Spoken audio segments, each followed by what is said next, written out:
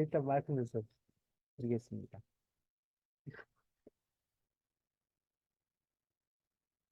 생각을 좀 해보셔온 분들도 계시고, 그런가 하면, 고민을 많이 해보신, 어떻게 해야 되나, 이런 생각. 근데, 음, 근데 이제 제가 이렇게 보면은, 사람들한테는 그런, 제가 이렇게 우리가 공론장 하면서 항상 이렇게 말씀드리는 것이기도 한데, 항상 이렇게 경이로움, 놀라움이에요. 여러분들이 공론장을 해보면 사람들이 참으로 현명하고 놀랍다라고 하는 걸 알 수 있어요. 그래서 오히려 굉장히 이렇게 미안한 마음이 든다고요. 어떤 미안한 마음이 드냐면, 왜 저렇게 양질의 사람들한테 그런 좋은 논의 기회를 오히려 제공하지 못했는가라고 하는 생각이 든다니까. 국가는 그런 기회를 제공하지 않아요. 왜냐하면 주민들이 권력을 갖게 되면 반드시 대든다고 생각해요. 그런 기회를 우리 스스로 만들어내야 돼요. 우리 스스로 만들어내야지 우리 게 또 되죠. 그 국가나 행정은 사람들을 관리하고 다스리는 데 관심이 확실히 있어요. 사람들이 권력을 형성하고 이렇게 권력의 균형이 이루어지는 것을 원치 않아요. 그거는 우리 노력을 통해서 우리 스스로 만들어 가야 되는데 우리한테는 그런 경험이 별로 없었어요. 근데 이제 시작해야 돼요. 실제로 시작해야 돼요. 그게 없으면 맨날 갈아봤자, 며칠 전에 총선도 있었지만, 맨날 갈아봤자 A에서 B로만 바뀌어요. A에서 B로, B에서 C로만 바뀌어요. 우리 삶은 바뀌지 않아요. 별로. 그러니까 뭐. 네, 제 발제는 일단 여기까지만 하겠습니다. 감사합니다. 네. 그냥 이렇게 지금 8시 반, 8시 20분쯤 됐는데, 그냥 자연스럽게 이렇게 살아오면서 느꼈던 거, 또, 이렇게 또, 제 발제 중에서 나는 그렇게 생각 안 하는데, 뭐, 이런 부분이라든지, 그냥 자유롭게 얘기를 좀 하도록 하시되, 우리 박정희 목사님 오셨으니까, 목사님 인사하세요. 박정희 목사님, 예, 자, 기회 되면 인사하시는 걸로 하고, 예, 예, 인사하세요. 네, 안녕하세요. 죄송합니다. 비디오를 못 켜서. 네, 반갑고요. 예, 제가 좀 늦게 들어왔습니다. 예, 음, 뭐, 결국 제일 먼저 시작하는 게 중요하겠죠. 해보는 거. 맞아요, 저는, 맞아요. 저는 올해의 화두가 음, 잘 되든 안 되든 해보자. 해보는 거. 네, 맞아, 맞아, 맞아. 그런 생각을 가지고 국내에서 해보려고 그럽니다. 반갑습니다. 네, 반갑습니다. 평택 오랫동안 시민사회에서 활동하시고, 그, 원래 하시는 일은 목사님이세요. 근데 지금 잠깐 평택 그 총괄 지원관 평택시에서 지금 하고 계십니다. 네, 목사님 말씀도 그러셨고, 김선자 선생님도 그 검, 검, 검단에서, 한번 해보시려고 하고, 또 화성에서도 한번 해보는 거예요. 해봐야지 느낀다니까. 안 해보면 우리가 어떤 문제를 안고 있는지를 알 수가 없어요. 예, 알 수가 없어요. 해보야만 문제가 드러나고 가능성도 느끼고. 지금 제가 자신 있게 얘기하잖아요. 해보니까 정말로 놀랍더라. 사람들이 갖고 있는 역량이. 예, 정말로 감동적이다. 왜 그 사람들한테 그런 기회를 제대로 된 스스로 논의해서 결정할 수 있는 기회를 안 줬는지가 너무나 이렇게 활동하는 사람으로 미안하다는 생각이 들었다고 말씀드리잖아요. 진심이에요. 예. 그래서 항상 이렇게 현장에 가면 배우게 돼요.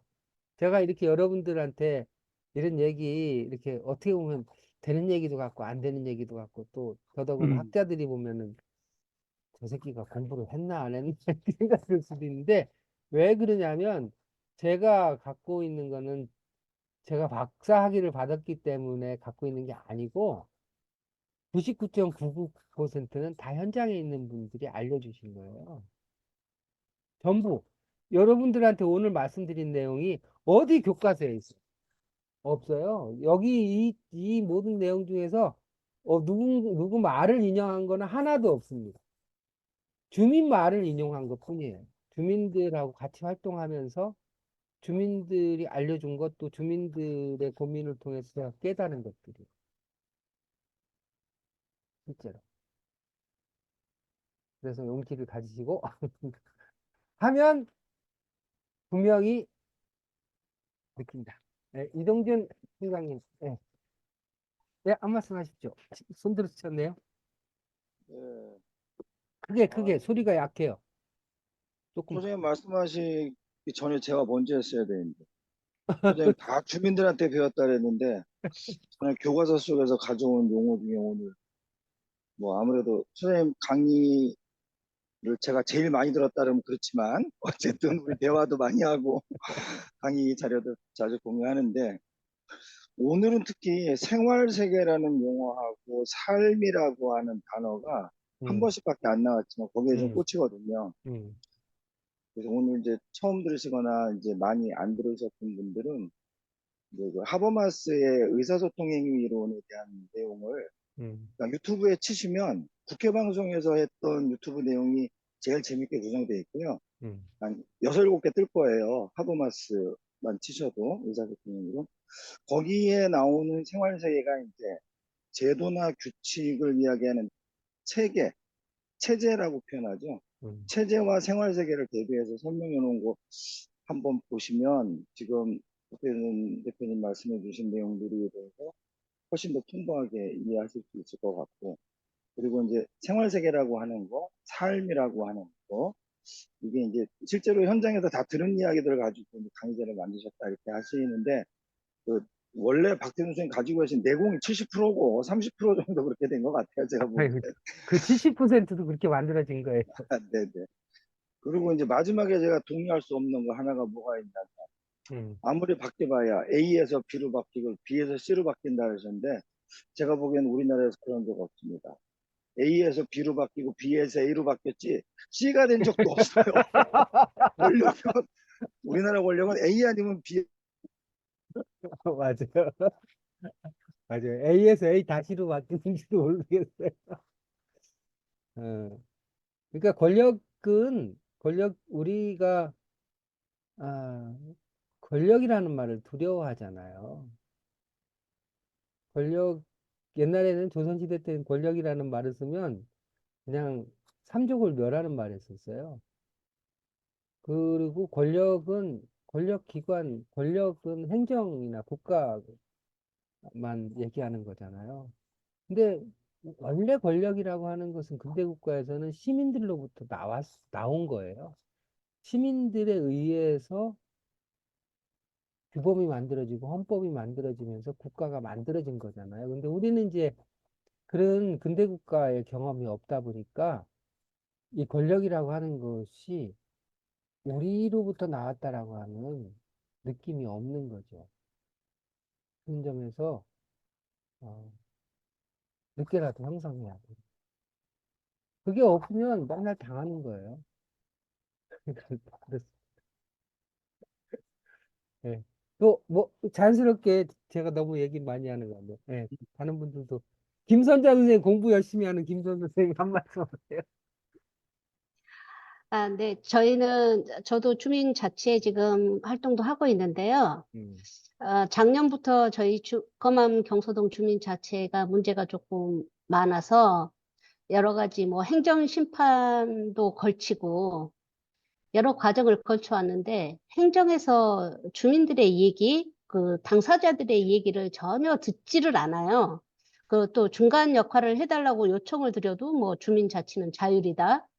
예, 이런 핑계를 대면서 전혀 접점이 없더라고요. 그래서 이제 다음 주부터 시작해서 저희가 이제 주민 자치에 대한 공론장을 시센터 도움을 통해서 지금 2번 정도 운영을 하려고 해요. 그래서 저희가 거기에서 얻고자 하는 거는 주민들이 낸 여러 가지 의견들을 행정에서 어느 정도는 수용을 해줘야 주민들도 그런 얘기들을 자유자재로 할 수 있거든요. 근데 그런 것들이 전달 체계가 전혀 안 돼 있어서 그게 좀 문제점이 있어요. 그래서 저는 공론장이 조금 활성화돼서 그런 문제점들이 행정에서 받아들여주면 일정 부분 받아들여서 개선을 해주는 역할들이 분명히 필요하다. 그래야지 공론장이 활성화될 수 있다. 그렇게 좀 말씀드리고, 작년에 이제 서구의회에서는 이 건으로 조사 특위까지 이루어져서 결과 보고서까지 제대로 나와서 이제 조례까지 제정이 바뀌었는데도 행정에서 그 적용이 안 되고 있어요. 그래서 여전히 주민들 간의 갈등이 이어지고 있고, 한 발짝도 앞으로 나아가지 못하고 있는 상황. 그러면 저희가 백날 공론을 해봤자 어떤 소용이 있겠냐, 이제 이런 자괴감이 들면 더 이상 주민들이 진전을 안 하잖아요. 그렇죠. 그러기 전에 저희는 행정에서도 조금 주민들의 의견들을 자발적인 의견이잖아요, 이거는. 그리고 주민들이 그만큼 원하는 거고, 저희가 1차 모임을 하는데도 주민들이 지금 너무 많이 참여를 하시겠다. 이렇게 요청이 쇄도하고 있어요. 그런데 이제 저희가 이제 장소 이런 문제도 있고, 장소 섭외를 하려고 그랬는데 행정복지센터는 또 주말이라는 이유로 아예 개방을 안 해요. 저희가 이제 여러모로 타진을 했는데, 근데 일반 주민들은 주중에는 그러니까요. 직장을 다니고 주말이나 공휴일이나 이런 것들을 이용을 해야 되잖아요. 행정에서는 더 닫는다는 그런 기분. 그래서 그런 부분도 이제 공론이든 아니면 행정체계에서든 좀 바꿔야 되지 않을까. 그런 많은 노력도 좀 있어야 될 것 같아요. 그래서 지금 여러모로 저희 이제 검암 경소동에서는 뭐 주민자치 문제도 있고, 아까 전에 여러 지역에서 소각장 문제도 말씀하셨는데, 저희 지역에는 수도권 매립지라는 거의 30년 가까운 그런 문제가 저희 지역에서 안고 있어요. 여러 가지, 뭐 소각장 문제는 기본이고, 뭐 청라 소각장 문제도 저희도 새로운 소각장을 지어야 직매립이 금지되고 여러 가지 일들이 있는데, 이런 것들이 전부 다 주민들 입에서 논의되고 또 해결점을 찾아가야 주민 수용성도 그만큼 높아지는 거 아니겠어요? 그래서 저는 이 공론장들이 주민들한테 더 깊숙하게 들어가야 된다. 그래서 저희도 지금 박태순 대표님이 해주시는 공론장 나도 만들 수 있다. 이런 프로그램도 주민들하고 같이 공부하면서 이런 내용들을 알아야 오늘 대표님이 설명하신 그런 내용도 저희가 지금까지 공부했던 그런 내용 안에 다 녹아 있어서 쉽게 접근이 가능했고 우와, 앞으로도 열심히 그랬구나. 하겠습니다. 야. 네, 네. 감사합니다. 네. 아이고. 네. 그냥 자유롭게 이렇게 그냥 느낀 소감대로 이렇게. 네, 우리 그 한희창 선생님 그 교육 현장에 오래 계셨는데 교육 현장하고 이렇게 우리 마을이라든가 삶의 현장하고 조금 와닿는 느낌이 조금 다른가요? 실은 그 마을 교육 공동체라고 있잖아요. 네. 그래가지고 마을이랑 학교가 언제나 협력적인 관계인 건 아니에요. 그렇죠. 그러니까 맞아, 합협적인 맞아, 맞아. 관계여야 하지만, 예. 그리고 저 어쨌든 그 공무원 된 입장에서 이렇게 사안을 접할 때들이 많다 보니까, 어, 근데 제가 여기 와서 이야기를 듣기를 참 잘했다는 생각이 들고, 어, 어, 방금 말씀해 주셨던 그런 그 주말에 모일 수 있는 공간이 필요하다는 말씀도 되게 와닿네요. 사실은 그 저희 학교와 관련해 가지고 주말에 학교를 개방해야 된다는 그런 것들이 이슈가 된 적이 있었거든요.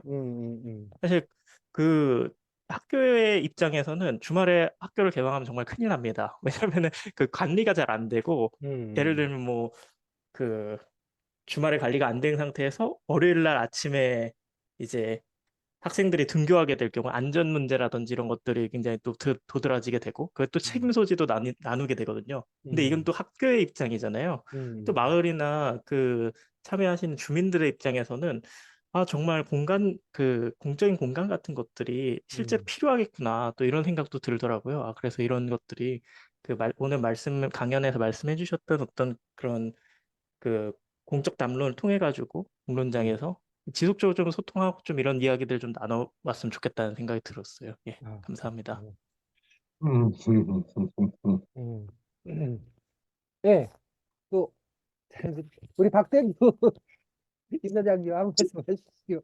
예, 저는 17일 날, 음, 4월 17일 날 국회에 기자회견을 하러 가거든요. 음, 저는 요번에 두 번째 기자회견이에요. 2019년도에 전세 사기, 공공임대 아파트 전세 사기 피해자, 피해자, 이제 제가 대책위원장으로서 그때 법 개정까지 했었는데, 음, 그 이후에 인천에 빌라 쪽에 전세 사기가 계속 진행이 되어서 자살한 분도 계속 생기고 음, 지금 5년 공공임대 아파트는 법 개정을 했음에도 불구하고 엉망이에요. 더 엉망이 되어서 음, 이제 부도를 내고 5년 공공임대 아파트를 부도를 버려서 더 힘든 상황이 돼 버렸거든요. 그래서 법 개정을 제대로 해달라고 하고 있고 그걸 요구하기 위해서 이제 두 번째 기자회견을 하러 가는데 음, 문제는 법은 저희들이 개정하는 게 아니지 않습니까? 그렇죠. 저희들이 요구할 따름이죠. 그죠? 네, 근데 국회에서 법을 개정을 할 때 음, 어떻게 저희 시민들이나 저희들은 그 이때까지 공공임대 아파트에 대해서 음, 많은 경험을 했고 또 그 음, 법의 이제 맹점이나 문제점을 더 알기 때문에 법 개정을 어떤 식으로 해달라고 요청을 하는데 음, 국회에서는 그걸 법리 해석을 물론 법리 해석, 법사위에서 법리 해석을 하는데 꼼꼼하게 그 일을 하지 않았다는 거예요. 항상 법의 틈을 음, 이 사람들이 열어줘 버렸기 때문에 임대사업자나 건설업자가 그 틈을 이용해서 또 다른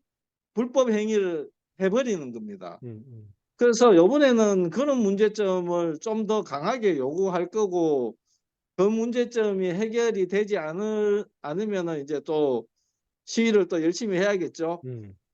그래서 4월 17일 날 국회에 기자회견은 일단 잡힌 걸로 되어 있어요. 박주민 의원이 잡아놨다고 연락이 왔더라고요. 그래서 전세 사기 피해자 모임에 공공임대 아파트 피해자 모임까지 요번에 연합해서 기자회견을 할 예정입니다. 많이 와, 좀 도와주십시오. 와, 격려합니다. 네, 네. 음, 그렇죠. 그러니까 우리 박대규 이사장님 말씀하신 것처럼 이렇게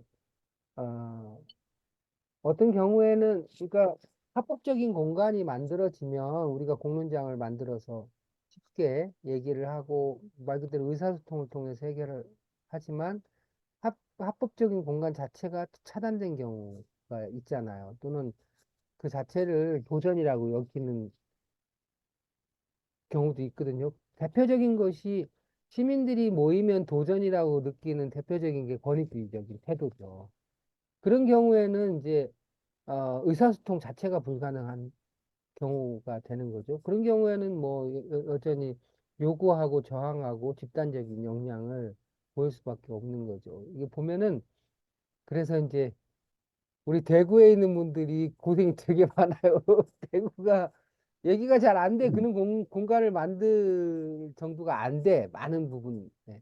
그러니까 이제 한편으로는 문제화시키는 작업과 더불어 문제화가 된 상태에서 또 공론장을 통해 내용을 만들어내는 일까지 지금 같이 하느라고 생각한 많습니다. 화이팅! 네, 감사합니다. 예, 예, 박관진님, 예, 예, 제가 한 말씀 드리겠습니다. 예, 예, 말씀하세요. 그 강연 잘 들었고요. 저기 좀 강연 내용과 잘 어울리는 질문인지는 잘 모르겠는데, 어, 저기 이제 평소에 공론장을 그 모든 시민 활동가들이 꼭 거쳐야 되는 그 기초 교양 과목처럼 좀 민주주의 훈련에 적합한 도구다 이렇게 생각을 하고 있는데요. 그 작년에 이제 그 재작년에 이제 여순사건 특별법 통과하고 시의원들을 통해서 이제 조례를 만들고 관련 조례를 이제 만들고 이제 소위 말하는 민관협의회가 구성이 됐어요. 저도 위원으로 참석을 했고 저는 이제 그 위원회를 통해서 이제 여러 가지 사업이 있었는데 그 중에 하나가 여순 사건 그 추모비를 지역별로 이제 세우는 거였는데 저희 지역에도 이제 작년에 그 세워졌는데 그 세우는 과정에서 뭐 상당히 이제 큰 세금이 들어간 거죠. 1억 뭐 8천인가 얼마인가 들어갔으니까요. 들어갔는데 이거를 역사적인 문제이고 모든 시민들이 알고 그런 문제이니까 유족들의 문제만은 아니니까 그 공론장을 거쳐서 어디에 할지 또 어떤 문안을 넣을지 그리고 또 하나 제가 이제 중요하게 생각한 게 시민들의 모금을 단돈 100만 원이라도 넣자 이런 주장을 강하게 했는데 공무원이나 거기 위원들로 참석하신 대부분 그분들이 공론장을 잘 몰랐기 때문에 이제 그런 얘기도 하시겠지만 비용과 시간 얘기를 하도록 시간이 또 그럴 여유가 없다 지금 이제 어 이럴 때 이런 상황이 이제 올해도 이제 똑같이 벌어질 것 같은데 여러 가지 이제 사업을 함에 있어서 어떻게 뭘까 출 돌파를 해야 된다 그럴까요? 좀 그게 좀 많이 고민이 됐어요. 또 하나의 질문은 뭐냐면 이 그 짧은 시간이지만 그 소위 시민 활동가 시민단체 활동가를 하면서 이게 강경파 온건파가 어디나 다 있겠지만 단순히 그 속도 문제가 아니라 너무 그 목소리 큰 사람 중심으로 이 일들이 뭐 진행되고 사실은 공감 충분히 그 활동가들 사이에서 공감되지 못한 상태에서 이게 추진되다 보니까 매스컴에 드러나기에는 굉장히 뭐 기자회견도 멋지게 하고 몇천 명이 모였다 뭐 이렇게 행사식으로 하지만 실질적으로 활동가들이 마음속 깊이에서 뿌듯함이랄까 자부심이라 할까 이런 것이 너무 빈약해서 사실 그 활동가들이 그 이런 민주주의 훈련이랄까 공론장을 좀 배우고 익힐 수 있는 그런 통로가 뭘까 지금 먼저 좀 활동가들이 이걸 좀 알고 배우면 좋겠다는 생각이 강하게 들었어요. 그래서 지금 뭐 우리 지역만 그런 건 아니겠지만 그 많은 곳에서 그 활동가들 사이에 가장 비민주적인 행태가 이렇게 반복되는 그런 모습을 보면서 좀 마음 아프고 조금 한편으로 좌절하고 막 좀 그런 상황입니다. 뭐 질문이 되는지 모르겠는데, 예, 이 정도 하겠습니다. 네. 저 나중에 순천이나 광양에 놀러 자주 갑니다. 네, 순천, 감사합니다. 미리 연락 좀 순, 주시고. 순천에 송보 1차, 2차, 3차, 4차, 5, 6차 저 5중 공공임대 아파트하고 광양시에도 공공임대 아파트가 굉장히 많은데 지금 부도 났는 데가 엄청나게 많거든요. 네, 그쪽에 그렇습니다. 저하고 2019년도부터 그 대표들하고 같이 해서 기자회견을 했었어요. 그래 그 대표들을 다 알고 있는데 이상하게 그쪽 대표들은 2년마다 한 번씩 바뀌어서 얼굴을 못 보지는 저는 지금 7년째 대표를 하고 있습니다. 그래서 바뀐 대표님들 얼굴을 보러 순천, 강양, 강주 그 대부분 전라도 쪽, 전남 쪽에 공공임대 아파트가 굉장히 많이 생겼더라고요. 순천하고 광양 쪽에 최고 많이 생긴 것 같아요. 음. 그래서 그쪽으로 많이 가니까 가면은 연락드릴게요. 커피 한잔 네, 해요. 감사합니다. 그래요. 네. 같이 연락해서 만나면 좋겠네요. 네. 그, 그러니까, 공론장을 이제 행정에서는 우리가 그 공론화라고 얘기를 하면서 하나의 행사로 생각해요. 행사를 하려면 격식이 필요하고 초청 인사도 필요하고 공간도 꾸며야 되고 그래서 돈이 많이 들 수밖에 없죠. 근데 공론장은 사람들이 삶의 세계에서 만드는 논의 공간이란 말이에요. 그래서 돈이 필요가 없어요. 최소한 우리들이 사는 공간에서 만드는 거예요. 행사 공간에서 만드는 것이 아니라. 그래서 돈을 최소화할 수 있고, 그 다음에 또 행사를 하려고 하다 보니까 외부 사람들한테 이걸 용역을 맡기든지 이렇게 해가지고, 돈을 바깥에 있는 사람들이 벌어가요. 근데 그렇게 할 필요가 없어요. 그 사안과 관련해서 가장 잘 아는 거는 사람들이에요. 근데 그 준비를 하는 시간이 필요하죠. 그래서 준비를 잘 해서 하면 돈이 안 들어야지 되는 거잖아요. 원래 공론장은 우리 옛날에 마을회의도 그랬던 것처럼 타운홀 미팅이라든가 타운홀 미팅이 옛날에 무슨 뭐 코리아 스픽스 뭐 이런 용역 회사가 타운홀 미팅 했던 게 아니잖아요. 말 그대로 타운홀 미팅은 미국 원주민들이 마을회의 했던 거 타운홀 미팅이란 말이에요. 거기 어디 용역 회사가 있어요? 그냥 자율적으로 하는 거죠. 자율적으로 하면서 역량이 자라는 거죠. 자라나게 되는 거죠. 어? 그래서 공론장은 돈이 들어가지 않는 공간이다. 그러면 그러면 누가 진행하고 누가 뭐 관리하고 이러는 건 누가 하는 건가요? 그거는 다른 사람에게 자신들이 주도적으로 하면서 다른 사람한테 필요한 부분에 도움을 받으면 되는 거예요. 도움을 받으면 돼. 도움을. 그 사람들이 대신하는 게 아니고, 대신하는 게 아니고, 도움을, 우리 김선생 선생님이 지금 공론장을 쭉 준비해 가면서, 야, 박태순, 너도 와서 좀 얘기 좀 해봐. 사람들이 배울 수 있게끔. 제가 가서 도와주는 거죠. 공무원도 가서 도와줄 수 있는 거죠. 또 자원봉사가 있으면 자원봉사가 도와주는 거죠. 그렇게 되는 거죠. 그래서 마을이 일을 하고 나머지는, 특히 공무원들은 공복이라고 하잖아요. 공무원들이 도와줘야 되고, 당연히 도와줘야 되죠. 우리 공무원들이 그런데 익숙하지가 않아요. 또 그런 걸 요청하는데 또 익숙하지가 않아. 원래 공무원들이 공무라고 하는 것이 공, 그, 우리 박발준 선생님이 얘기하신 것도 공적인 일인 것이고, 김선자 선생님이 얘기하신 것도 공적인 일인 거예요.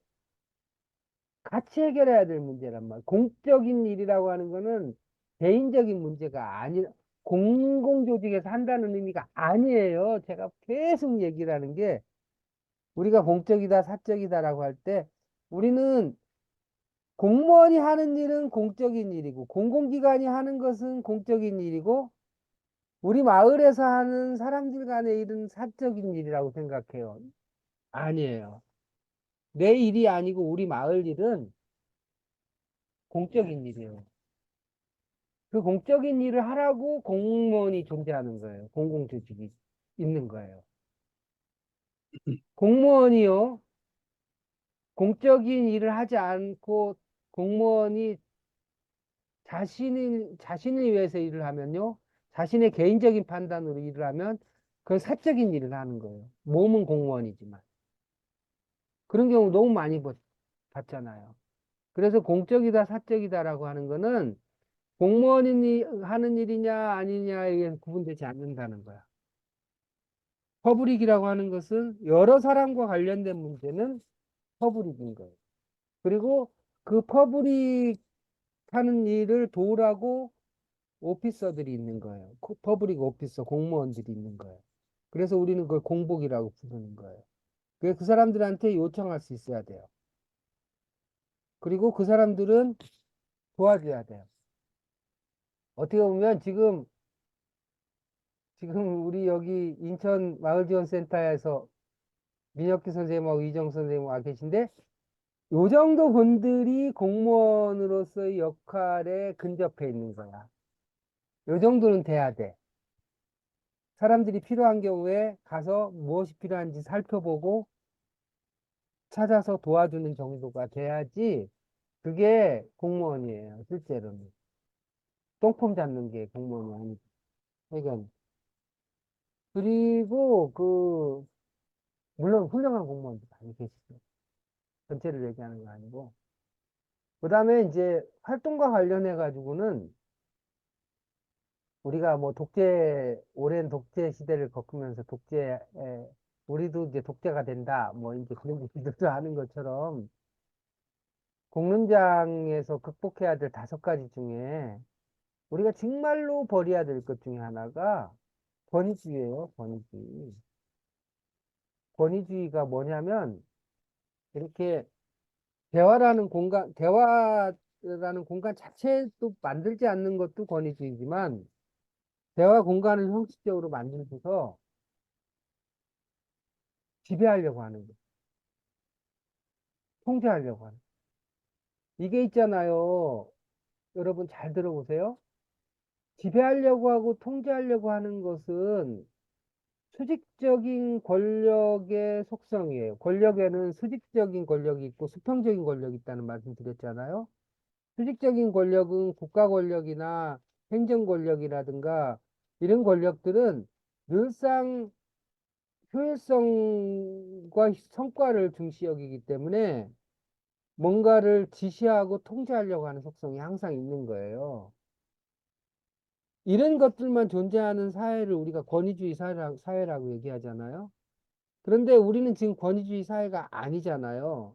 민주화된 사회라고 얘기하잖아요. 민주화된 사회는 시민들이 스스로 자신들의 의견을 자유롭게 논의하고 의견을 형성해서 국가에 반영할 수 있는 사회를 민주주의 사회라고 얘기해요. 민주화된 사회라고 얘기해요. 그런데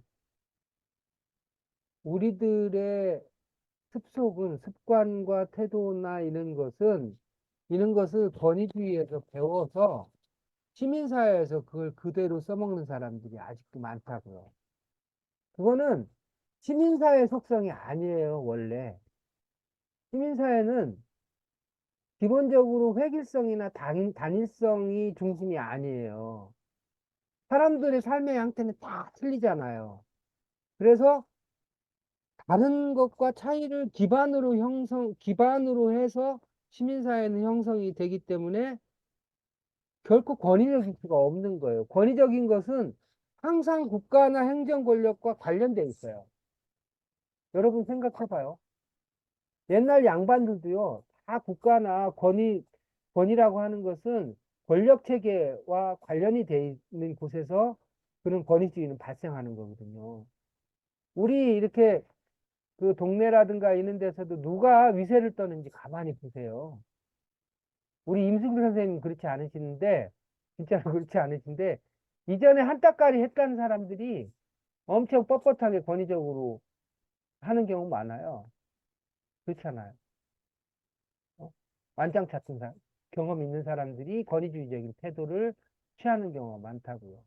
그거는 생활세계, 삶의 세계에서 일어나는 것이 아니에요. 그거는 권위주의 체제가 아직도 몸에 배어 있어서 그걸 관철하는 건데, 활동가 중에 그런 사람 되게 많아요. 왜 많냐면, 저도 이제 그런 경험이 있어서 잘 아는데, 오랜 동안 이렇게 독재나 권위주의 체제하고 싸우면서 그게 몸에 익은 거예요. 그래가지고 그걸 막 써먹으려고 그래. 근데 이런 사람들의 가장 큰 문제점이 뭐냐면, 여러분, 권위주의하고요, 제가 권위주의에서 탈피해야 된다라는 말씀과 동시에 이념으로부터 사안 중심으로 옮겨져야 된다. 이제 그런 말씀을 드렸잖아요. 근데 이 권위주의하고요, 이념주의하고 국가주의는 이렇게 맞닿아 있어요, 내용이. 국가주의에 의해서 권위주의가 형성이 되고, 이 권위주의는 반드시 이념적인 뒷받침이 있어요. 하여간 뭐. 그래서 좀 자유로워져야 돼. 근데 이제 이런 그 빅보이스, 그 목소리 큰 사람들이 있는 경우에 어떻게 하느냐, 이게 이제 참 문제잖아요. 그 가장 좋은 거는 뭐냐면 모든 사람들에게 얘기할 수 있는 기회를 공평하게 주는 거죠. 근데 공평하게 주려면 제일 처음부터 만들 때부터 다양성이 극대화될 수 있도록 만들어야 돼요. 한 사람이 얘기를 독점하려고 하면 왜 너만 독점하려고 해? 라고 하는 얘기를 반드시 할 수 있게끔 제일 처음 구성할 때부터 다양성을 극대화시켜서 만들어야지 되고요. 그리고 그 모임을 구성하는 사람들이나 주도하는 사람들이 해야 될 역할은 어떤 주의 주장을 펼치는 게 아니라 그 논의가 공정하게 이루어지게끔 오히려 조정자나 중재자 역할을 해야 돼요. 예를 들면 우리 박발진 선생님이 이게 빅보이스들이 많아가지고 논의가 잘 안 된다 라고 하면 이 빅보이스들이 얘기를 독점하지 못하도록 일종의 사전 논의에서 우리가 한 사람이 얘기 독점하지 못하도록 룰을 만듭시다 라고 하면 그거에 동의하지 않는 사람 하나도 없어요. 빅보이스들도 좋아요. 다들 다 얘기해요.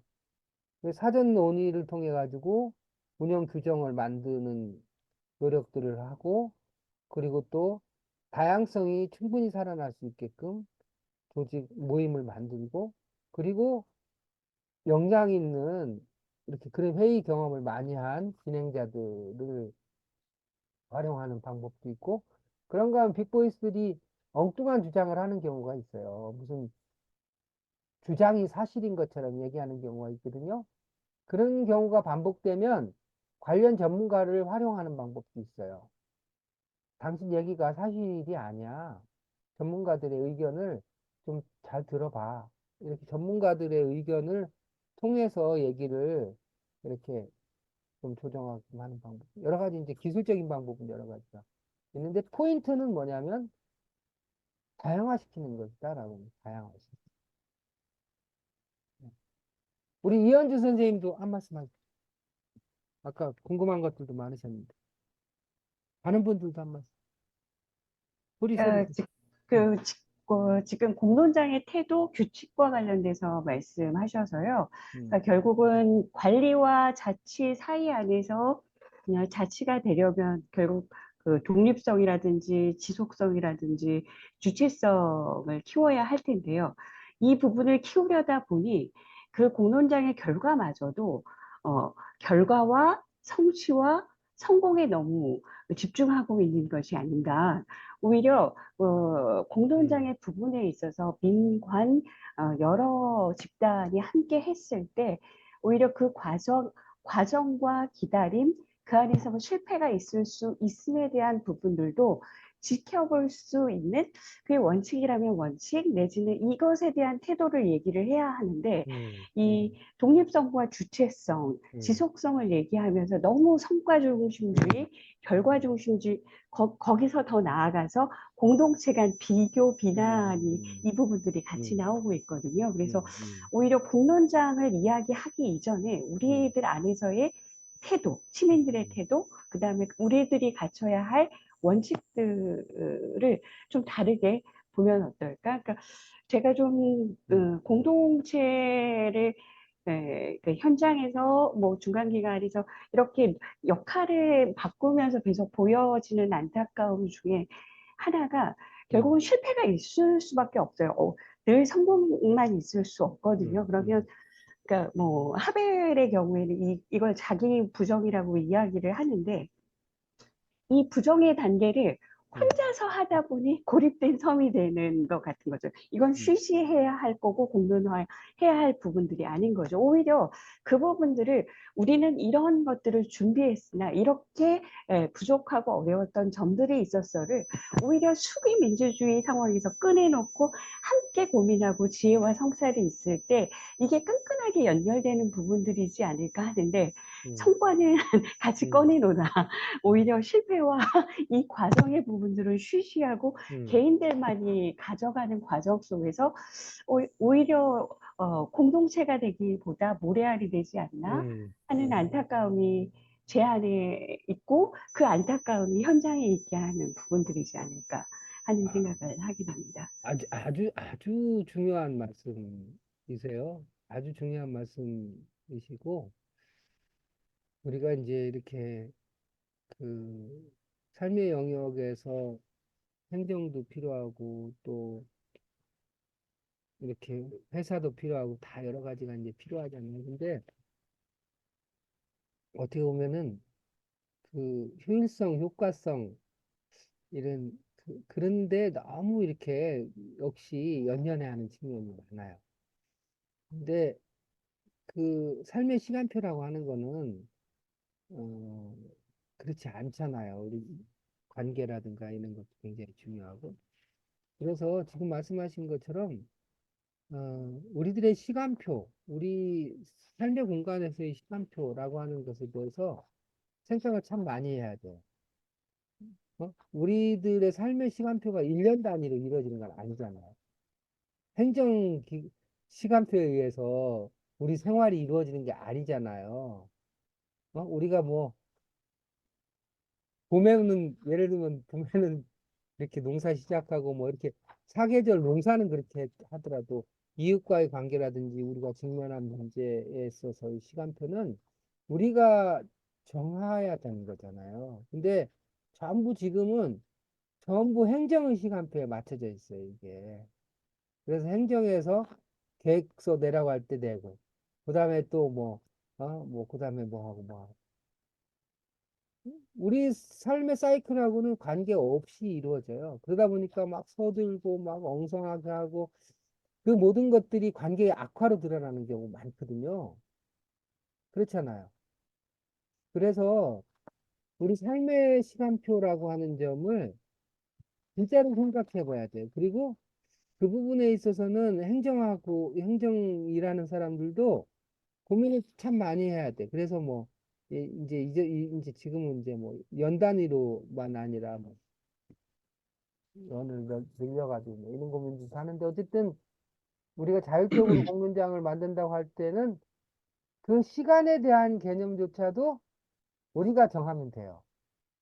우리한테 필요한 시간은 우리가 정하는. 네. 그게 참 중요한 말씀이에요. 자, 예, 순천 분들이 여태까지 한 말씀도 안 하고. 민혁기 선생님 얘기하시고. 네. 예, 방금 말씀해 주신 거에 저도 공감이 참 많이 가서요. 공론장을 이렇게 접하기 시작할 때는 저도 이제 늘 헷갈렸던 게 공적으로 만들어내는 공론장만 공론장인가라는 고민을 하고 있었어요. 그런데 이 삶의 현장, 생활 세계 안에서 수다 떨듯이 하소연하듯이 모이는 335 마을 공동체부터가 공론장이다라는 생각들을 좀 많이 하게 됐고, 그렇게 공론장을 이야기하게 되니까 여기에서 이 공간이라는 개념이 물리적인 공간도 되지만 시간적인 공간도 된다. 그래서 이 관계망 자체가 같이 연결되어 있는 뭐 하루짜리 시간일 수도 있겠지만 1년이 될 수도 있고 뭐 3년이 될 수도 있고 10년이 될 수 있는 이제 그런 게 공론장이다라는 생각들을 좀 많이 하게 됐습니다. 그래서 저도 지금 마을과 관련된 일, 주민자치 관련된 일을 하고는 있지만 이 현장이 반드시 공론장하고 연결되고 있다. 이제 이렇게 좀 보고 있고요. 그리고 대신 음, 당사자로서의 주민의 등장이 너무나 중요한 것 같아요. 그러니까 이 주민들이 왜 공론장에 관여를 하지 않을까? 주민들이 왜 이런 시민의 문제, 도시의 문제에 관여하지 않을까를 보게 되면 당사자로서 스스로를 인식하지 않기 때문이라는 생각을 많이 하게 되거든요. 음, 그러면 그 당사자로서 인식을 어떻게 해드려야 되냐? 이제 이 부분에 대해서 고민이 참 많았는데 음, 결국은 정보를 드리고 음, 그리고 스스로의 문제라고 인식될 수 있을 만한 음, 어떤 여러 가지 자료들을 드리고 또 학습할 음, 수 있는 기회들을 드리는 게 필요하다. 근데 그게 일방적인 관계에서는 안 되더라고요. 음, 예, 결과적으로는, 그래서 이제 공론장이라는 이 공간을 형성하기 위해서는 이게 교수님께서 말씀하셨던 공론화라는 작업도 동시에는 필요할 것 같고, 음, 다양한 학습과 이게 시민들이 좀 고민할 수 있는 여러 방식의 이제 틀들이 좀 만들어져야 되지 않을까. 음, 그리고 그런 방식으로, 어, 저는 이제 이런 고민을 요즘에 또 하고 있습니다. 음, 국가의 지나치게 중앙 통제되게 하는 권력이 맞는가? 예. 그러니까 결국 지금 우리가 주민공론장을 이야기할 때도 음, 그 권력이 주민들한테 있게 해야 된다라고 얘기는 하지만 음, 실질적으로 그 권력이라고 우리가 생각하면 상식적으로 국가를 먼저 생각하게 되거든요. 음, 그래서 결국은 자치분권, 지방자치 또는 그 권력이 마을 단위까지 내려가야 되고 그 마을 단위까지 내려가서야 비로소 주민들도 거기에서 스스로의 권력을 인지하게 될 것 같은데 지금은 그냥 이 국가 권력에 의존하는 형태가 되니까 이번 선거 때도 그런 걸 경험을 하거든요. 맞아요. 그냥 4년이든 5년이든 한 번 그냥 투표하면 자발적으로 나는 통치를 그냥 맡겨버리는 거죠. 예, 이게 과연 우리가 살고 있는 형태의 민주주의가 맞는 방식인지. 예, 그래서 당사자로서의 등장을 시키기 위해서는 굉장히 다양한 전략들이 좀 필요하다. 이제 이런 고민들을 좀 하고 있습니다. 예. 그래서 저희도 지금 프로젝트처럼 여기고 있는 좀 방향성들이 몇 가지가 있는데 이걸 하기 위해서는 우선 공론장부터 열어야 된다. 그리고 한 번에 결정할 수 없기 때문에 그 결정이 아니라 먼저 같이 학습하고 공부하면서 시간을 3년, 5년 길게 잡고 이 공론장을 유지시켜야 되지 않을까. 이제 이런 고민들을 좀 하고 있습니다. 네. 그, 네, 말씀하십시오. 네. 예, 그 민혁기 팀장님 말씀에 어, 공감을 많이 하면서 우리가 이제 하나를 좀 더 오늘 강의와 관련돼서 생각을 좀 해보면 우리가 이제 그 우리 박태순 대표님은 주민주권이라는 새로운 그 개념을 등장을 시키고 그 주민주권이 우리가 일상을 살고 있는 이 생활의 공간에서 피부와 가시적으로 느낄 수 있도록 이거를 우리가 키워가야 된다라는 이런 주장인데 저는 이제 우리가 이제 주민주권이라는 걸 실제로 이제 어, 눈으로 눈으로 우리가 이게 그 눈으로 볼 만큼 성장한 건 아니기 때문에 이제 긴가민가 하면서 이게 이제 들어보니까 그럴 필요가 좀 있어서 하고 싶은데 사실은 자신이 크게 있지는 않고 왜냐하면 이제 현실에서 막상 이제 행정과 그다음에 국가 권력과 그다음 기타 이런 거에서 이제 한계에 아직도 많이 부딪히고 있기 때문에 그렇긴 한데 이제 오늘 공부에서 참 뭐냐면 그러니까 시민주권이라는 굉장히 오래되고 전통적으로 가지고 있는 이 시민주권이라는 이 개념의 시효가 만료되었다라는 건 동의가 되는 것 같아요. 왜냐하면 그러니까 이제 우리가 박태순 대표님 강의도 이제 들어보면 알겠지만 시민주권이라는 것이 뭐죠? 그 루소가 프랑스 유럽에서 부르주아 혁명기를 거치면서 프랑스 혁명기를 거치면서 그거의 사상적 기반으로 철학적으로 그 정립해 거로부터 출발을 해서 오는데 이제 이 시민 주권이 가지고 있는 큰 가정들이 존재하잖아요. 그렇죠? 시민적 덕성. 이게 굉장히 중요하잖아요. 근데 우리가 이번에 지금 그 의료 파업, 그러니까 의료 분쟁을 보면 그러니까 시민이라는 것 중에 대표적인 직업이 서구나 유럽에서의 시민의 대표적인 직업 중에 하나가 의사거든요. 그러니까 의사는 이제 인텔리로서 그다음에 엘리트로서 시민의 대표적인 직업군에 속해서 공적인 시민적 덕성을 발휘해야 되는 직업인데도 불구하고 지금에 와서 보면은 의사도 하나의 굉장히 이해관계의 집단, 그러니까 고도의 기술을 가진 이해관계의 집단 이란 말이죠, 현실은. 근데 우리가 의식 속에서 그 간극을 인지하지 못하고 있고, 현실은 다 모든 직업이나 모든 사람들은 다 각자 이해관계를 가지고 있어. 뭐, 그걸 뭐 먹고 살려니까 그걸 다 해야지라는 얘기를 하면서 또 의식 속에서는 시민이라는 건 또 형상을 만들어 놓고, 그러니까 시민이 해야 될 어떤 그 국가 공동체를 위해서 해야 될 어떤 덕성, 이런 걸 얘기하는 굉장히 모순의 지금 우리가 모순이 크단 말이죠. 근데 이제 그런 부분에 있어서 지금 현재 그러니까 시민 권력이라는 것이 가지고 있는 이 한계를 우리가 돌파를 해야 된다라는 그 지점은 맞는 것 같아요. 네. 제가 느끼기에는. 네. 그 부분에 대해서 우리 대표님 뭐 부연 설명을 좀 해주셔도 될 것 같고. 그러니까 이제 시민이라고 하는 것은 근대에서 이렇게 우리가 국가를 만들기 위해서 헌법이 필요했을 때는 국민이 필요했어요. 헌법을 통해서 국가가 만들어지잖아요. 그죠? 그런데 사회가 운영되기 위해서는 제반 권리와 책임이 존재해야 되잖아요. 보편적인 권리와 책임이 존재해야 되는데 그것을 일반인들의 의사를 바탕으로 해서 보편적인 권리 체계를 형성하게 되는데 그렇게 그 정치적 주체로서 참여한 사람들이 시민이란 말이에요. 시민. 그래서 우리가 시민운동, 87년 이후에 시민운동 열심히 했잖아요. 그럴 때 시민운동이라고 하는 것은 권리의 주체로서 보편적인 권리를 획득하는 것이 중요하단 말이에요. 뭐 환경, 여성, 소수자, 뭐 무슨 이런 그리고 다양한 기본권들 있잖아요. 뭐 언론의 자유부터. 그런 보편적인 권리를 획득하는 주체로서의 시민이라고 하는 건 중요하죠. 그래서 우리가 시민사회가 형성이 됐잖아요. 근데 시민이라고 할 때 빠진 부분이 뭐냐면 삶의 현장성, 삶에서 겪는 구체적인 문제를 해결하는 주체라고 하는 그 삶의 구체성과 현장성이라고 하는 개념은 들어가 있지 않아요. 제 말 이해가 가시죠? 어. 근데 주민이라고 하는 말은 엉뚱하게 있잖아요.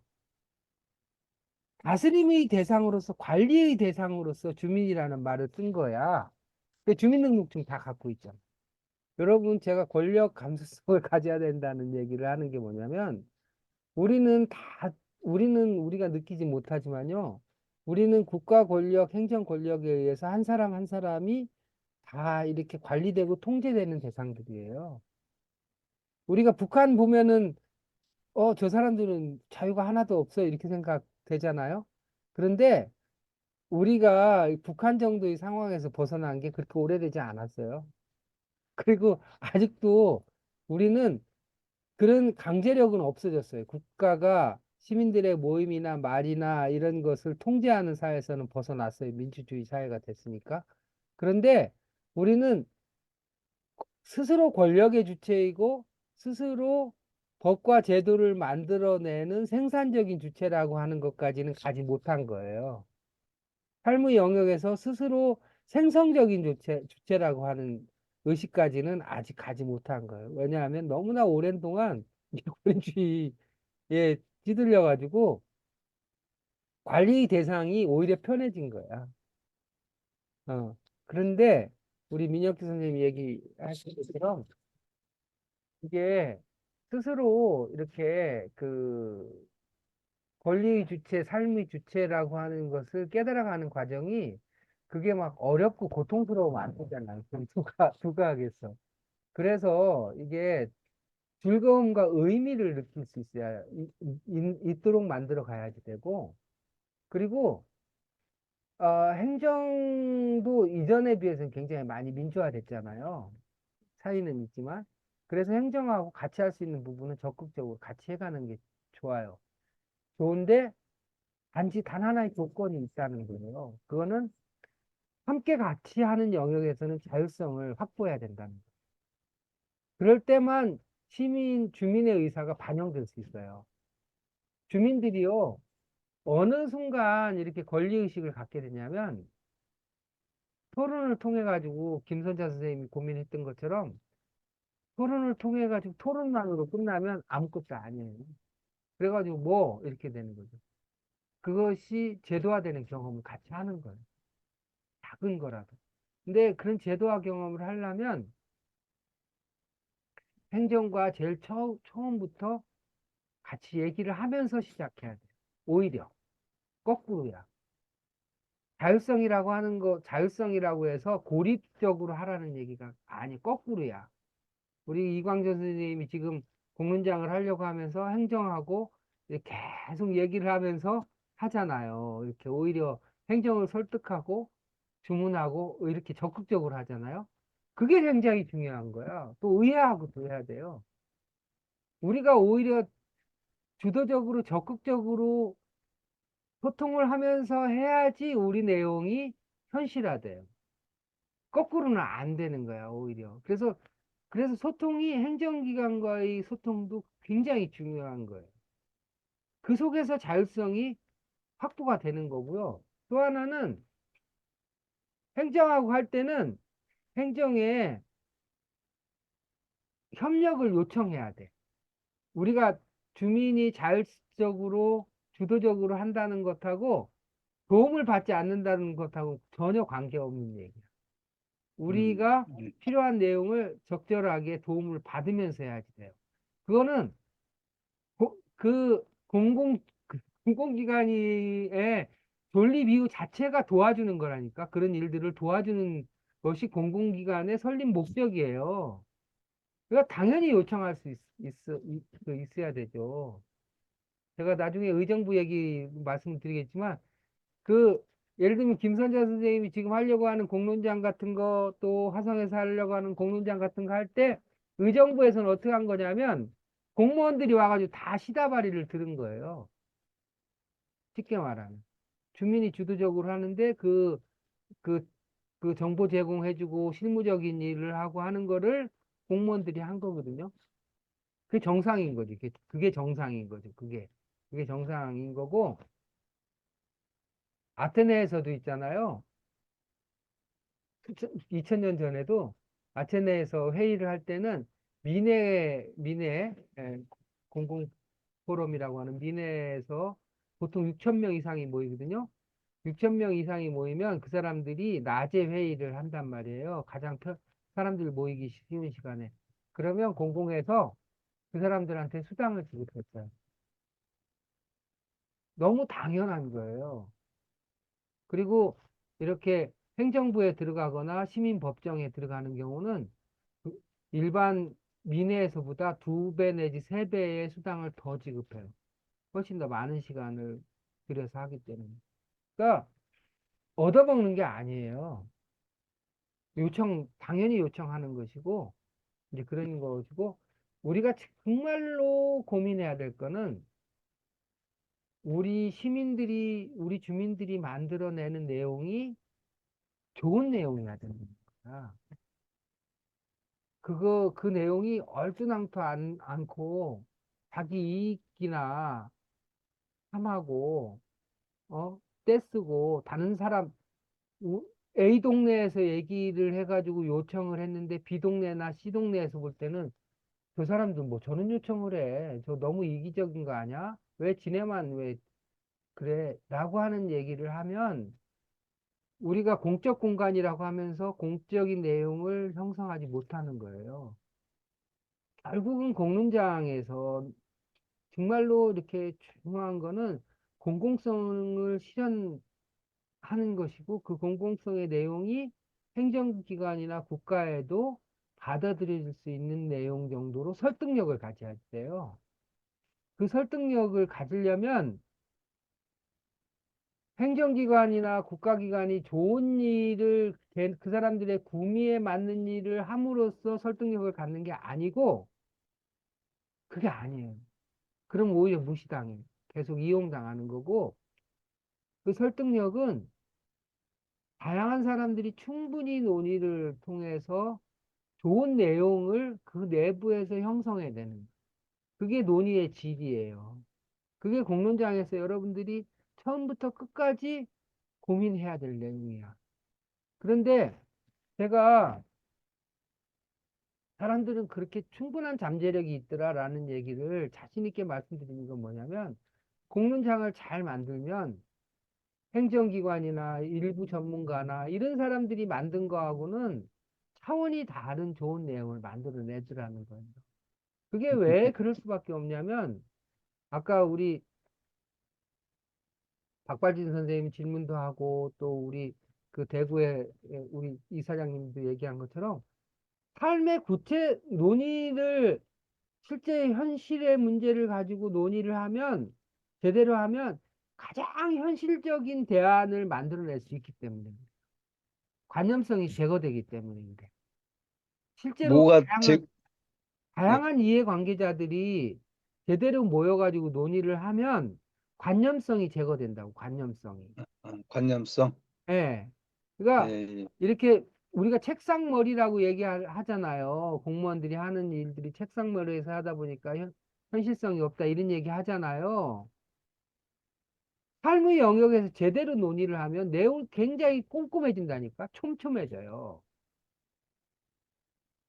이해가 좀 되시죠? 그 예, 그럼 내용을 채울 수 있단 네, 말이에요. 음. 예, 그럼 교수님, 이제 저도 마지막으로 예, 짧게 한 질문 말씀. 하나, 네, 예, 네. 예. 아니, 본인 말씀도 좀 하시고. 네. 예, 저는 사실 굉장히 이제 불안한 상태거든요. 미지의 세계로 들어가는 것처럼. 왜냐면 다음 달에 공론장의 설계가 들어가고 시작을 해야 되는 상황이에요.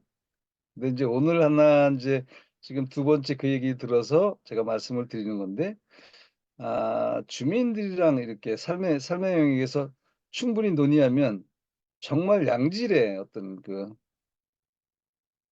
의견이 나온다. 주민들한테 놀라움을 느낀다. 그러니까 시작을 해라 무조건 하고, 그리고 주민들한테 왜 이런 공간을 미리 마련하지 않았나, 이런 기회를 주지 않았나 하는 것이 미안하게 생각이 든다라고 그렇게 얘기를 하셨어요. 그랬는데 그게 조금 이제 시작을 곧 다음 달에 해야지 되는데 하면서 좀 늦게질 것 같다라는 그런 생각이 지금 좀 드는 거예요. 현재는 이제 다음 달이면 이제 미지의 세계로 들어가듯이 제가 불안해요. 보통 이런 일을 가지고 불안해하는 성격이 아닌데 이제 불안한 거예요, 이게. 그 좋은 전체를. 얘기죠. 좋은 얘기죠. 예, 그런데 이제 경험해서 정말로 잘 토론을 하면 놀라움을 발견한다. 주민들의 역량에 이제 놀라움을 발견한다. 왜 이런 기회를 더 일찍 주지 못했는가 하는 미안함까지 들을 수 있다라는 부분이 현실로 정말 다가왔으면 좋겠고요. 저는 이것을 기획분과에다가 아, 이 의제 실행을 기획분과에다 맡기고 제가 이제 거기 같이 참여해서 진행을 하는데 단 하나 그래도 성과가 있다라고 하는 것은 이 부분을 많이 교육받은 것을 제가 설명하고 했더니 거기 위원들 중에서 농어촌 공사와 그 화성시에 수자원과인가 그렇습니다. 거기에다 공문을 보내겠다고 공문을 작성을 해서 올렸어요. 그래서 제가 내용을 좀 수정한 다음에 지금 정식적으로 공문을 보냈습니다. 그래서 우리한테 그런 것을 요구할 권리가 있고 이렇게 해야지 지역 주민들이 정말 무엇인가를 우리한테 행복한 무엇인가를 이룰 수 있겠다는 그런 생각을 이제 근래에 와서 갖게 됐어요. 출발이 다음 달인데 지금 현 시점에 그렇게 들어와서 저는 주민자치회장으로서 저도 부족하지만 우리 저 분과위원들은 말도 못하게 부족하다라고 생각을 했는데 별의별 방법으로 이제는 교수님 거가 죄송한 얘기이긴 하지만 다른 것을 다 우리 강의 들은 걸 다 들으면 이 사람들이 포기할 것 같아서 지금 현재 근래 들어오는 프로세스, 실질적인 프로세스 그것만 제가 딱 따서 6개 강좌만 이제 교육을 할 거예요. 국가에다가 올릴 거예요. 그러면 실질적으로 리얼한 뭔가를 근래 교육이 거기에 잡혀져 있잖아요.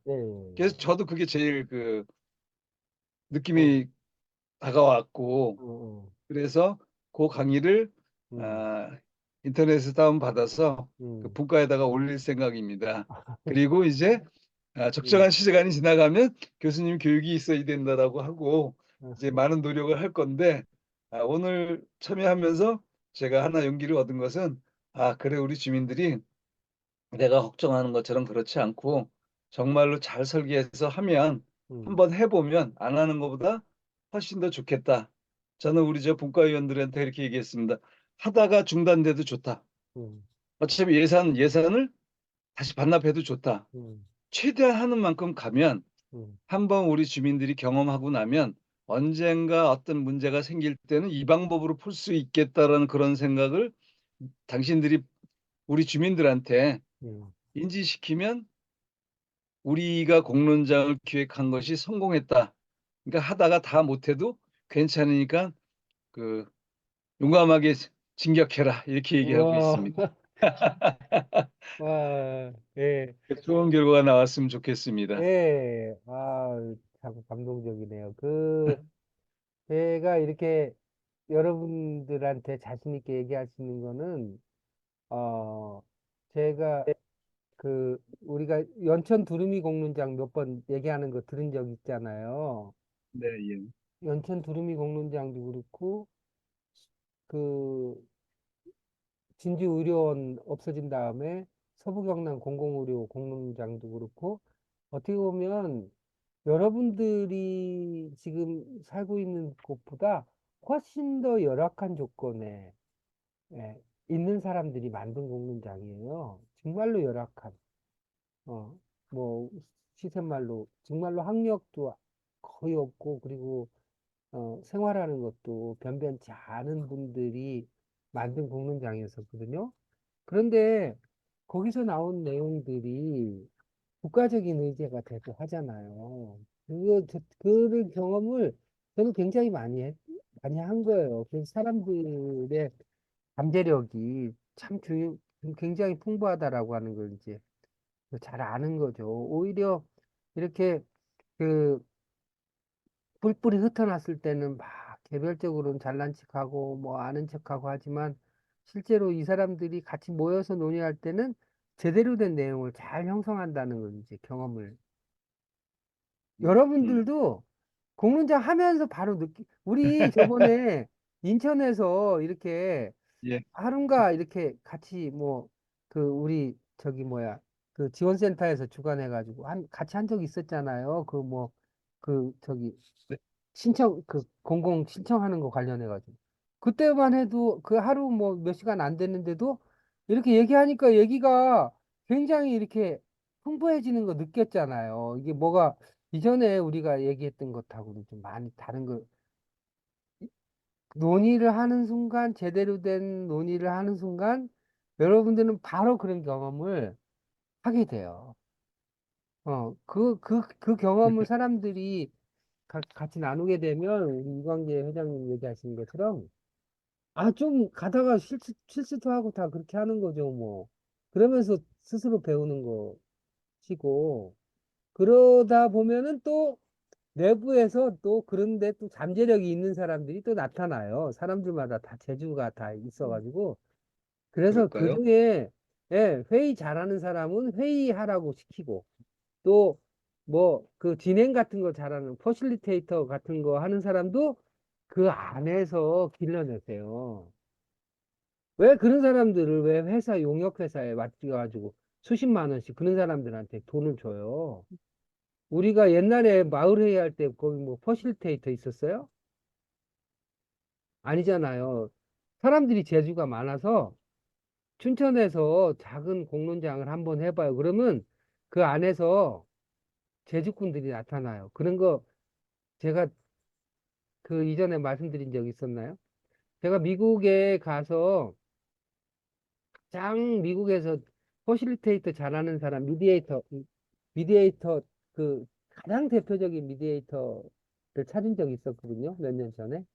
근데 아주 시골에 어떤 할머니였었어요.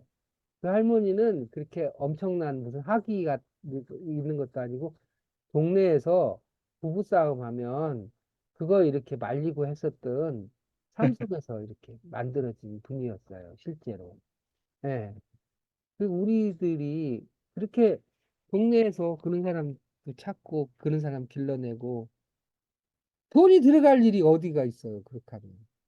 돈이 안 들어가야지 어떤 일이라도 그렇게 만들어 갈 수가 있는 거죠. 그리고 또 정말로 지금은 기본적인 모임 활동도 없다 그러면 장소도 행정하고 같이 상의해가지고 장소도 좀 도와달라고 하고 또 필요한 경우에 지금은 어떻게 진행하는지 잘 모르니까 뭐 진행자도 좀 어, 필요하니까 우리가 진행자는 선택을 하는데 너네가 그 사람 수고비는 너네가 달라고 요구할 수도 있고 그렇게 도움을 받되 그 도움에 우리가 휩쓸리지 않으면 되는 거죠.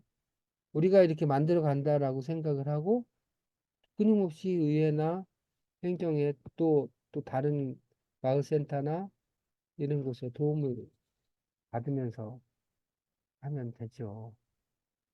우리 김 선생님도 지금 고민이 많으시죠? 네, 저도 지금 분과장을 하고 있었다가 분과장에서 해촉이 된 상태고요. 아, 그런데 네. 이광재 회장님께서 하신 말씀 중에 주민들이 하다가 못할 수도 있다고 그러셨잖아요.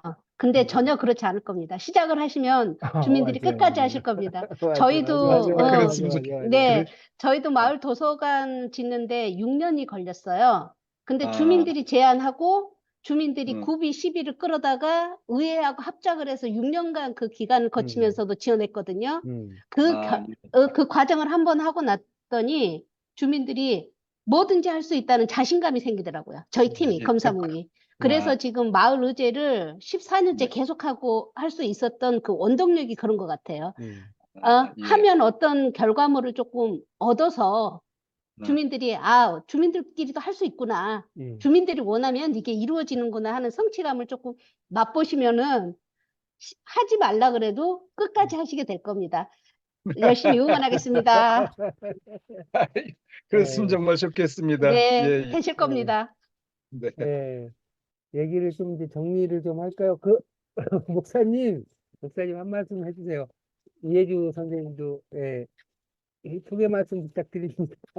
다른 분들도, 예, 이제 정리를 좀 같이 얘기를 좀 정리합시다. 예. 그리고, 5월 달에는 5월 11일인가요? 예. 그때, 어, 인천에 계신 분들은 잘 아시는데, 인천에 영성마을이라고 있어요. 거기서는 마을 운영 자체를 사회적 기업, 사회적 협동조합을 통해서 마을을 운영을 해요. 그러니까 사회적 협동조합의 목적이 마을 센터를 포함해서 마을을 운영하는 것인데, 어, 굉장히 저는 감동을 받았어요. 그래서 다음 주에도 가서 그분들하고 또 가서 좀 배우려고 하는데, 하여간 우리가 이제 이렇게 마을을 잘 운영하고 하는데, 피할 수 없는 문제가 이 마을의 자율성을 어떻게 키울 것이냐라고 하는 문제잖아요. 그죠? 근데 그런 거는 우리가 또 이전에 또 해본 적이 없어요. 이전에 우리가 해본 거라고 하는 거는 그냥 지가 벌어서 지가 먹고 살거나 아니면 정부가 주는 혜택에 의존하는 방법밖에 없었잖아요. 근데 이제 그 두 가지를 다 넘어선 거죠. 원래 이렇게 위대한 일들은 굉장히 작은 곳에서 작은 일들로 시작돼요. 그거를 딱 포착할 수 있느냐 없느냐의 문제인데, 인천에서 어쨌든 인천 부평의 작은 마을에서 시작이 돼서 그 일을 이룬 분을 직접 모시고 우리 줌에서 말씀을 쫙 듣기로 했어요. 그래서 다음 달에도 같이 공론 포럼에서 그분 말씀을 같이 좀 들어보도록 합시다. 네. 또 뭐 더 하시고 싶은 말씀, 멀리서 오신 그 문현서 선생님 한 말씀 하시고요. 문현미 선생님도 한 말씀 하시고, 예, 정리하겠습니다. 예, 한 말씀 하십시오.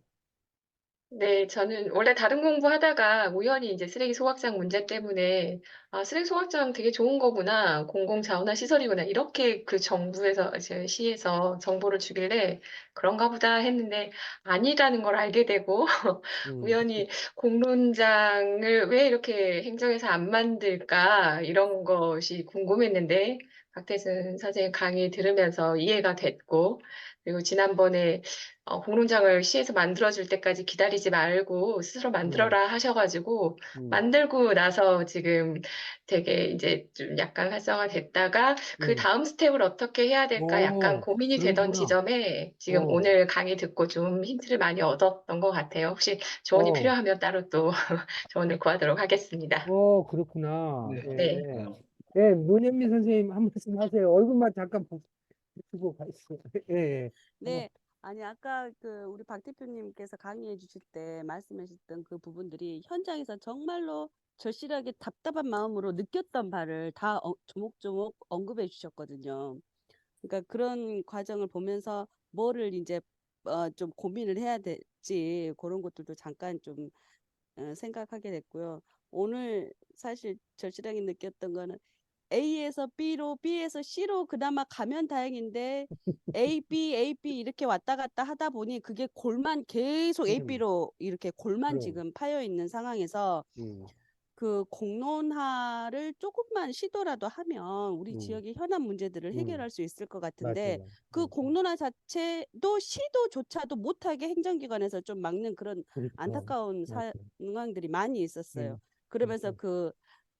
이런 거 그 관변 단체를 너무 많이 잘 활용한 행정기관의 결과로 그거를 여론 조성을 하면서 우리 일반 시민들은 지금 피폐해진 삶을 살고 있다는 거는 바닥 민심에서 너무 많이 이렇게 겪고 있는 거고 우리 참고로 순천 생각하면 국가정원 뭐 요번에 세계 뭐 국가정원 박람회도 하고 했는데 여러분들 여론에서 보시면 순천이 굉장히 그렇게 화려한 생태도시라고 언급이 될지 모르겠으나 그걸로 인해서 지금 뭐 우주인들도 오게 하는 뭐 국가정원이라고 언급은 하지만 사실은 우리 순천 시민들은 골로 가고 있습니다. 지금 그렇구나. 그런 상황입니다. 왜냐하면 예산을 거기다 갖다 다 때려 넣으니 그렇구나. 실제로 우리 왜 보조금 이렇게 지원받고 우리 실생활에 이렇게 도움받는 그런 것들이 많이 삭감이 되어 있는 걸 우리 피부로 느끼고 있거든요. 근데 그거 사실을 모르고 언론에서는 정말 그 화려한 도시로만 아마 인지하고 있지 않을까 이런 안타까움들은 우리 순천 저변에서도 너무 많이 느끼고 있고 그거를 좀 이렇게 같이 이야기하자라고 제안을 많이 해도 들으려 하지 않고 면담 자체도 거부를 하고 제가 이런 얘기가 밖으로 이제 우리 순천 행정기관에서 알면 아마 몰매 맞을지를 모르겠지만 지금 현재 그런 상황이에요, 사실은. 예, 좀 계속 고민해 보겠습니다. 아까 현선 씨 얘기했던 것처럼 고민해 나가고 그래도 한 발 한 발 나가고는 있어요. 시도는 지금 바닥에서부터 하려고 노력 중에 있습니다. 예, 고맙습니다. 그래요. 예. 아마 저희가 이렇게 같이 여러 사람이 공론 포럼이라고 하는 모임을 이렇게 만든 이유가 지금 우리 문현미 씨나 문현선 씨나 이 두 분이 하는 그런 고민을 같이 풀어가자라고 하는 취지로 또 그런 일들을 풀어갈 수 있는 역량 있는 사람을 함께 같이 키워보자. 또 그런 잘 해결한 모범 사례를 만들어 보자. 그런 취지에서 만든 거예요. 그래서 뭐, 예, 그런 고민이 있으면 항상 어떤 루트를 통해서든지 같이 고민을 나누도록 그렇게 합시다. 예, 말씀 잘 들었습니다. 나중에 조금 더 구체적으로 얘기를 들을 수 있는 기회가 있었으면 좋겠습니다. 예, 박정희 목사님, 이해주 선생님, 이제 우리 마칠 거예요. 하실 말씀 없으시죠? 자, 그러면 예, 오늘 첫 번째 원래 프로였었는데요. 예, 아이고 변변치 않은 말씀 들어주셔서 감사합니다. 다음 달에 5월 둘째 주 토요일 저녁 7시에 두 번째 원래 포럼.